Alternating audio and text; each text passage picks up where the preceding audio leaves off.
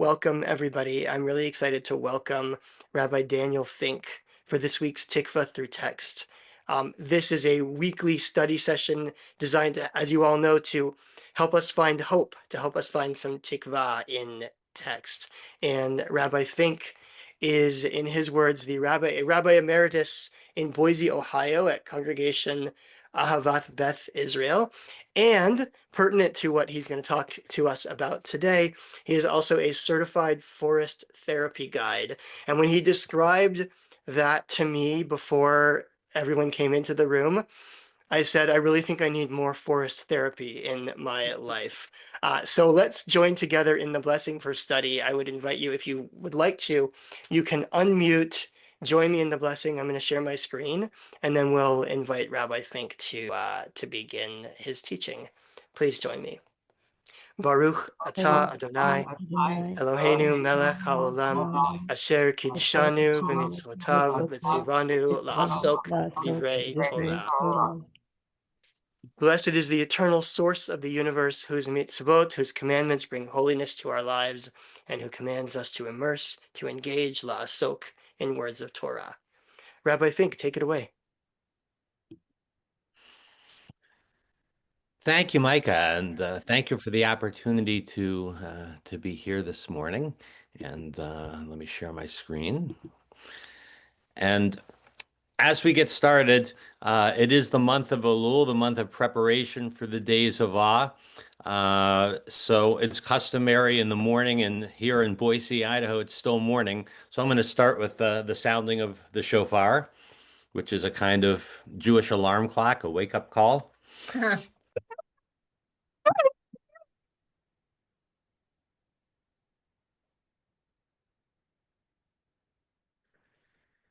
Okay, so I'm going to start with a passage from a book by Melanie Challenger, who's a philosopher. And the book is called How to Be Animal, because I think she lays out the challenge we face that can lead to despair and loss of hope. She says, "The world is now dominated by an animal that doesn't think it's an animal. And the future is being imagined by an animal that doesn't want to be an animal. This matters. From the first flakes chipped from stone in the hands of walking apes at least several million years ago, history has arrived at a hairless primate with technologies that can alter the molecules of life. In truth, we live inside a paradox. It's blindingly obvious that we're animals, and yet some part of us doesn't believe it. It's important to try to make sense of this." So I want to invite any responses to this to start. If you want to type into the chat, or you can raise your hand virtually and indicate that you have something to offer. Thoughts on this question of who we are as human beings, that we're animals but don't want to think of ourselves as such.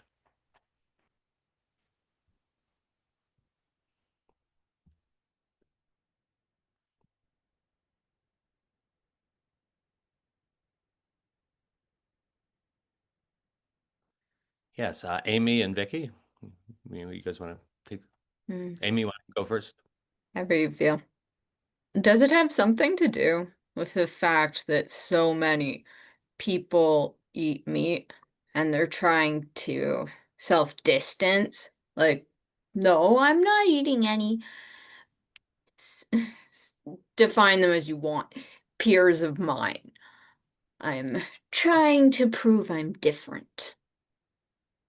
Interesting. That certainly could be a piece, although interestingly, of course, eating meat, lots of animals also eat meat. So, Right. you could acknowledge your animalhood and still eat meat. Vicky? Okay. I don't even think most of us have a conscious level of believing that. I mean, I know that somewhere we know we're animals, but I don't even think it crosses our minds most of the time that we are, and that we're sort of pushing ourselves away from it, or don't even think it's just a lack of understanding and recognizing it, just oblivion at this point, a lot Uh-huh. of us. I just think it's totally oblivion. I'm, you know,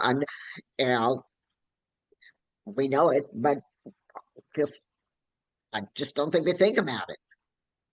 Okay. Thank you.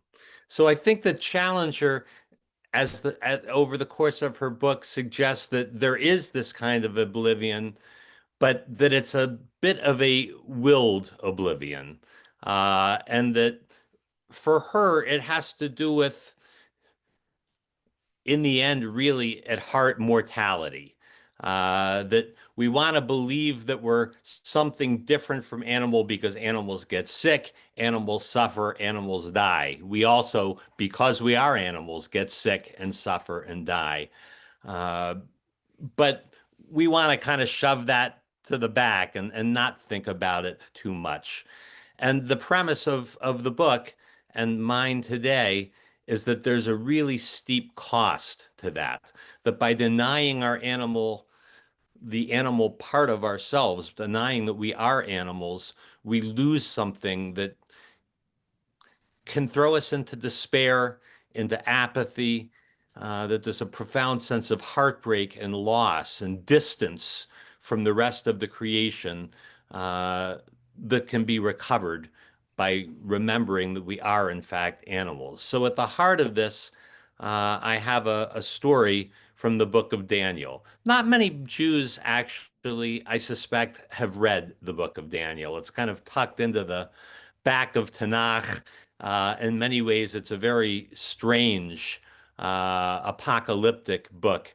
Uh, I was always drawn to it because I share the name. So when I was a kid, I would look up this book, like, what is this book that, shares my name? And then I would read it and think, this is a bizarre book. But many years later, I found this story, uh, that really spoke to me. So I'm gonna read the story from chapter 4. Uh, the speaker is Nebuchadnezzar, who is the king of Babylon. The book of Daniel is set there. And Daniel, I guess the other thing to know, Daniel is called Belshazzar in by the king. That's his uh, Babylonian name. I, Nebuchadnezzar, was living serenely in my house, flourishing in my palace. I had a dream that frightened me, and my thoughts in bed and the vision of my mind alarmed me. In the vision of my mind in bed, I saw a tree of great height in the midst of the earth. The tree grew and became mighty. Its top reached heaven and was visible to the ends of the earth. Its foliage was beautiful and its fruit abundant. There was food for all in it. Beneath it, the beasts of the field found shade, and the birds of the sky dwelt on its branches. All creatures fed on it. So, for those of us who are forest therapy guides or just like being in the forest, this is a beautiful vision of abundance, right? There's a tree and it's filled with life. In the vision of my mind in bed, I looked and saw a holy watcher coming down from heaven. He called loudly and said, hew down the tree, lop off its branches, strip off its foliage, scatter its fruit. Let the beasts of the field flee from beneath it and the birds from its branches, but leave the stump with its roots in the ground. In fetters of iron and bronze and the grass of the field, let him be drenched with the dew of heaven and share earth's verdure with the beasts. Let his mind be altered from that of a human, and let him be given the mind of a beast. And let 7 seasons pass over him. This sentence is decreed by the watchers. This verdict is commanded by the Holy One, so that all creatures may know that the Most High is sovereign over the realm of humankind and gives it to whom the Most High wishes, and may set it over even the lowest of people, over it, even the lowest of people. I, King Nebuchadnezzar, had this dream. Now you, Belshazzar, tell me its meaning. Okay, so Daniel, in some ways, the book has a lot of parallels to the story of Joseph. Daniel is kind of a latter-day Joseph with this power to interpret dreams. And similar to Pharaoh, the king of the empire, brings in Joseph to interpret his dream. Nebuchadnezzar, the king in Babel, brings in Daniel. So Daniel now offers his interpretation. Belshazzar replied, "My lord, would that the dream were for your enemy and its meaning for your foe. The tree that you saw grow and become mighty, whose top reached heaven, which was visible throughout the earth, whose foliage was beautiful, whose fruit was so abundant that there was food in it for all, beneath which the beasts of the field dwelt, and whose branches the birds of the sky lodged. It is you, O king. You who have grown and become mighty, whose greatness has grown to reach heaven and whose dominion is to the end of the earth. The holy watcher whom the king saw descend from heaven and say, hew down the tree and destroy it, but leave the stump with its roots in the ground and fetters of iron and bronze, and the grass of the field, let him be drenched with the dew of heaven and share the lot of the beasts of the field until 7 seasons pass over him. This is its meaning, O king. It is the decree of the Most High which has overtaken my lord, the king. You will be driven away from humankind and have your habitation with the beasts of the field. You will be fed grass like cattle and be drenched with the dew of heaven. 7 seasons will pass over you until you come to know that the Most High is sovereign over the realm of humanity and gives it to whom the Most High wishes. And the meaning of the command to leave the stump of the tree with its roots is that the kingdom will remain yours from the time you come to know that heaven is sovereign. Therefore, O king, may my advice be acceptable to you. Redeem your sins by beneficence and your iniquities by generosity to the poor. Then your serenity may be extended." Okay, so this is Daniel's interpretation. Last part, the dream is fulfilled. All this befell King Nebuchadnezzar. 12 months later, as he was walking on the roof of the royal palace of Babylon, the king exclaimed, "There is great Babylon, which I have built by my vast power to be a royal residence for the glory of my majesty." So this line epitomizes the arrogance to which this dream and its interpretation and its realization will be a kind of antidote. The words were still on the king's lips when a voice fell from heaven. "It has been decreed for you, O King Nebuchadnezzar, the kingdom is passed out of your hands." There and then the sentence was carried out upon Nebuchadnezzar. He was driven away from humankind. He ate grass like cattle, and his body was drenched with the dew of heaven until his hair grew like eagle's feathers and his nails like the talons of birds. When the time had passed, I, Nebuchadnezzar, lifted my eyes to heaven, and my reason was restored to me. I blessed the Most High and praised and glorified the ever-living one whose dominion is an everlasting dominion and whose kingdom endures throughout the generations. There and then my reason was restored to me, and my majesty and splendor restored to me for the glory of my kingdom. My companions and nobles sought me out, and I was reestablished over my kingdom, and added greatness was given me. So now I, Nebuchadnezzar, praise, exalt, and glorify the ruler of heaven, all of whose works are just and whose ways are right, and who is able to humble those who behave arrogantly. Okay, so we have this arrogant king who literally becomes a beast of the field, and for 7 years wanders the fields of his kingdom, and then is restored to his reign. And there seems to be something about a kind of humility that he gains through recognizing, through living his animal self. Okay, so looking back through some of the comments, we want to feel we can use the world and our relations for our own purposes without caring. Our resistance to acknowledging our animal nature is our wish to exist on a higher level, higher in the sense of thinking and feeling.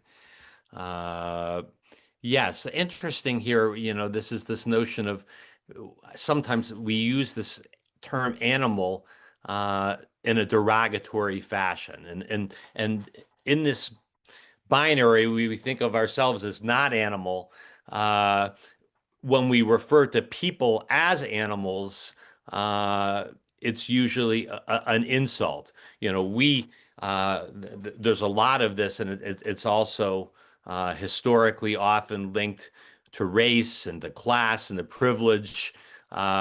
People, settlers, European colonial settlers often saw the indigenous peoples of the places they were settling as animal. We're human, they're animal.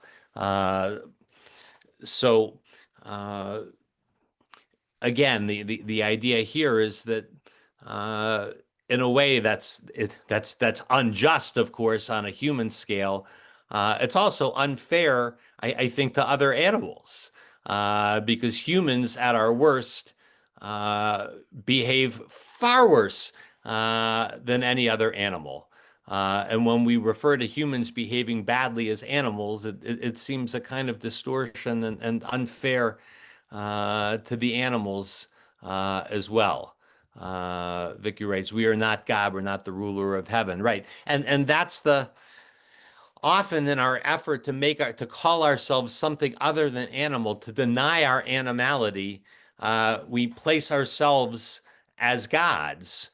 Uh, Nebuchadnezzar is the epitome of this, right? This is the kingdom. I've created it. Uh, but where it leaves him, and this is in a way the hope piece, in denying that we are animals, we can leave ourselves very, very lonely. We are part of a wider created world, and when we separate ourselves from it, it can be painful and lonely making. So, okay, I see some hands up. Susan and Aviva and Yehuda, maybe in that order. Okay, I'm in a place where I can't turn my video on, but I have a couple of comments. Sure. First of all, I started thinking about the book, The Giving Tree, which gets chopped down and chopped down and chopped down over the course of a man's life until there's nothing left. On the other hand, I know from experience that you can cut down a dead tree and be assured that it's dead, but it grows back. It's happened to me with a mesquite. And if you just look at cactus, they seem to multiply like rabbits. And finally, I was thinking about Genesis 2. We're supposed to till and to tend and to take care of the earth. And while that may make us different than animals that walk on four legs, we are still caring for our own kind.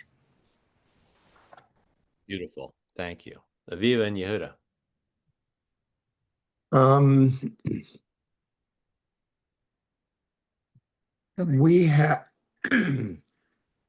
We own 120-acre near old growth forest. I bought it as part of the Back to Land movement back in the 70s. And when we spend time in this forest, which is not nearly enough time because we live in Hawaii, and the forest is in Kentucky, it's magic. The trees are huge, and there's a humility you feel in the presence of so much nature all around you. Every single sound is either magnified or completely silent. And we have a conundrum in our own lives about what to actually do with this property because our kids don't want it, which is so confusing to me. I don't even know what to say.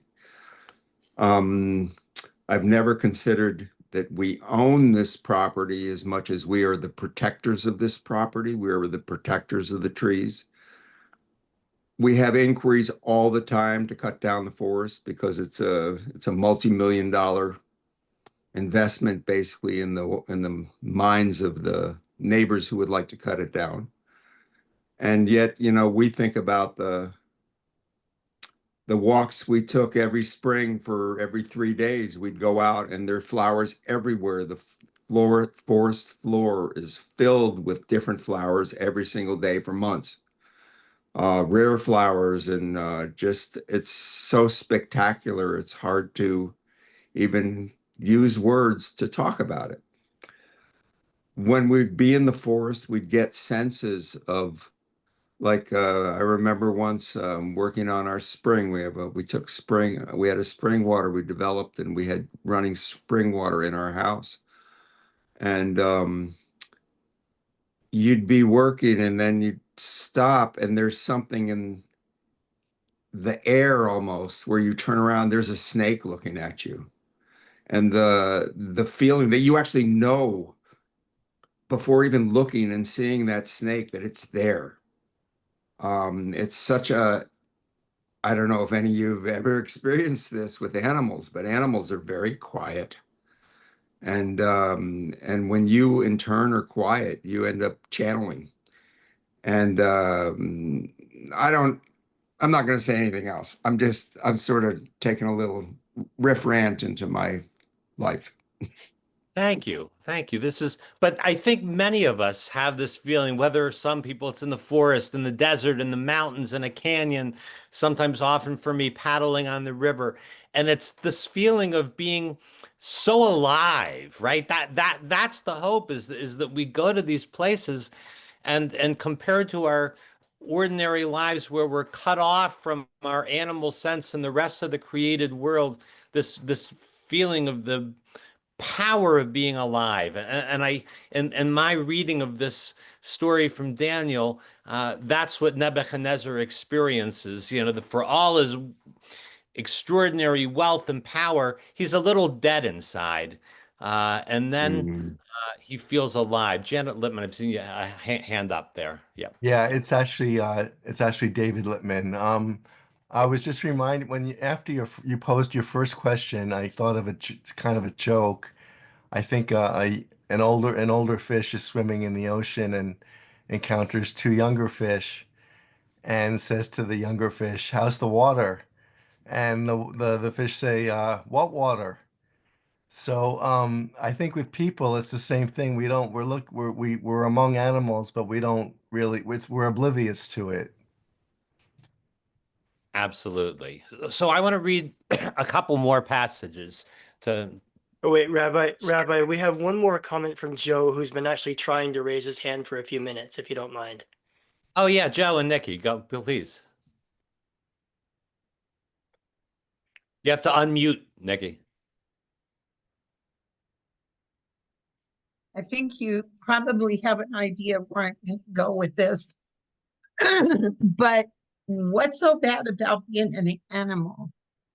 I think those of us who accept the fact that we're animals have an innate ability to communicate with other animals, and that goes straight across the board, human or otherwise.